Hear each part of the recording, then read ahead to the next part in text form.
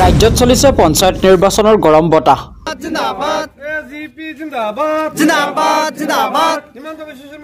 প্ৰত্যেকটি ৰাজনৈতিক দলে ব্যাপক তৎপৰতাৰে চলাইছে নিজৰ নিজৰ নিৰ্বাচনী প্ৰচাৰ।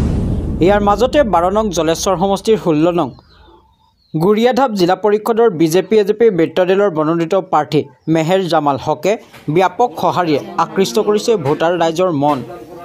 16 নং গুৰিয়াধাপ জিলা পৰিষদৰ বিজেপি আৰু এজেপিৰ মিত্ৰদলৰ প্ৰাৰ্থী মেহেৰ জামাল হকৰ হৈ অসম কৃষক পৰিষদৰ সাংগঠনিক সম্পাদিকা বাবলি গোস্বামী, বিজেপি সংখ্যালঘু মৰ্চা উন্নয়ন বৰ্ডৰ সদস্য উছমান গনি, জলেশ্বৰ সমষ্টিৰ কৃষক পৰিষদৰ সভাপতি জাউৰ ৰহমান, জলেশ্বৰ সমষ্টিৰ কৃষক পৰিষদৰ তথ্য প্ৰযুক্তিৰ দায়িত্বত থকা মিৰাজুল হক মোল্লা আৰু কৃষক পৰিষদৰ দলীয় কৰ্মকৰ্তাই ভোটাৰ ৰাইজৰ ঘৰে ঘৰে গৈ চলাই আছে নিৰ্বাচনী প্ৰচাৰ।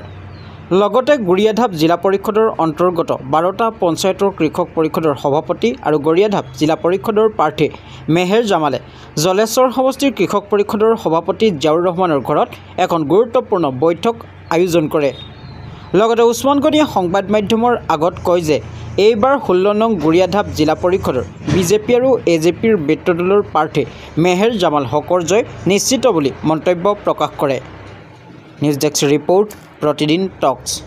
মিত্ৰজোঁটৰ প্ৰাৰ্থী গুৰিয়াধাপৰ সন্মানীয় মেহেৰ জামাল ডাঙৰীয়া নিৰ্বাচনী প্ৰচাৰ তুংগত উঠিছে। কাৰণ সকলো শ্ৰেণীৰ ৰাইজ, মানে সকলো স্তৰৰ ৰাইজ এই দল ভাঙি ওলাই আহিছে। চাওক, আই মাতৃসকল ওলাই আহিছে।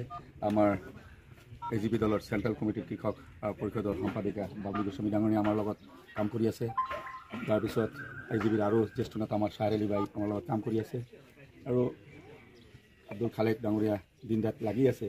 আৰু আই মাতৃসকল 5টা পঞ্চায়তৰ কৃষক পৰিষদৰ বিভিন্ন পদবীধাৰী আই মাতৃসকল সকলোৱে আহিছে। তেখেতসকলে কাম কৰি আছে। আৰু আমি যিটো ফিডবেক বৰ্তমানলৈকে পাইছোঁ যে আমাৰ এইবাৰ মিত্ৰজোঁটৰ প্ৰাৰ্থী মেহেৰ জামাল ডাঙৰীয়াক কোনো ৰখাব নোৱাৰে। তেখেতৰ জয় এক প্ৰকাৰ নিশ্চিত হৈ পৰিছে। কাৰণ আমি কাম কৰিছোঁ। আৰু আমাৰ অসমৰ সৰ্বকালৰ সৰ্বশ্ৰেষ্ঠ জনতাৰ জননেতা শ্ৰদ্ধাৰ মাননীয় মুখ্যমন্ত্ৰী ডক্টৰ হিমন্ত বিশ্ব শৰ্মা ডাঙৰীয়া নেতৃত্বাধীন বিজেপি চৰকাৰে, মই সদায়ে কৈ থাকোঁ যে ধুবুৰীৰ পৰা শদিয়ালৈকে সকলো জাতি জনগোষ্ঠীৰ সৰ্বাংগীন উন্নয়নৰ কাৰণে কাম কৰি আছে। আৰু ইয়াৰ পৰা এই চাটাই মাৰি মাত্ৰ 5 মিনিট সময় লাগিব। তাতে আপোনালোকে চাব 3,53,00,000 টকাৰ বিল্ডিং ইতিমধ্যে শিক্ষা বিভাগত কাম কৰিছে। এনেকৈ প্ৰায় 100 কোটি টকাৰ কাম জলেশ্বৰ সমষ্টিত শিক্ষা বিভাগত হৈ আছে। স্বাস্থ্যৰ ক্ষেত্ৰত, যাতায়াতৰ ক্ষেত্ৰত কাম চলি আছে। গতিকে সকলো স্তৰত কাম চলি আছে। গৰীব কল্যাণ আঁচনি, অৰুণোদয়ৰ পৰা আৰম্ভ কৰি যিমান গৰীব কল্যাণ আঁচনি আছে সকলোৱে আঁচনি আমাৰ দৰিদ্ৰ ৰাইজ জলেশ্বৰ সমষ্টিত পাইছে। গতিকে সকলোৱে এইবাৰ কৈছে যে আমি উন্নয়নৰ লগত আছোঁ, কোনো কংগ্ৰেছৰ লগতো নাই, AIDFৰ লগতো নাই, আমি ডক্টৰ হিমন্ত বিশ্ব ডাঙৰীয়াৰ চৰকাৰৰ লগত আছোঁ। আৰু আমাৰ ৰাজ্যিক সভাপতি আমাৰ সকলো শ্ৰদ্ধাৰ দিলীপ শইকীয়া ডাঙৰীয়াৰ বলিষ্ঠ নেতৃত্বত দল আৰু শক্তিশালী উঠিছে। আমাৰ এজিপি দলৰ সন্মানীয় সভাপতি অতুল বৰা ডাঙৰীয়াৰ নেতৃত্বত এজিপি দলো আমাৰ এই সংখ্যালঘু অধ্যুষিত অঞ্চলত শক্তিশালী উঠিছে। গতিকে আমাৰ জয় এক প্ৰকাৰ নিশ্চিত। আপোনালোকে জানিব কিমান ভোটত ব্যৱধানত জয় হ'ব এইটো আমি ক'ব নোৱাৰিম, কাৰণ দিন আৰু বহুত বাকী আছে। কিন্তু আমি বৰ্তমান আগত কোনো দলে ইয়াত স্থান পোৱা নাই। এইটো একমাত্ৰ উন্নয়ন, বাকী কোনো কথা নাই। ডক্টৰ হিমন্ত ডাঙৰীয়া নেতৃত্বাধীন বিজেপি চৰকাৰৰ উন্নয়নৰ কাৰণে ৰাইজে এইবাৰ বুজি পাইছে। কোনো তুষ্টিকৰণৰ ৰাজনীতি এইবাৰ নচলে। AIDFৰ তুষ্টিকৰণৰ ৰাজনীতি নচলে।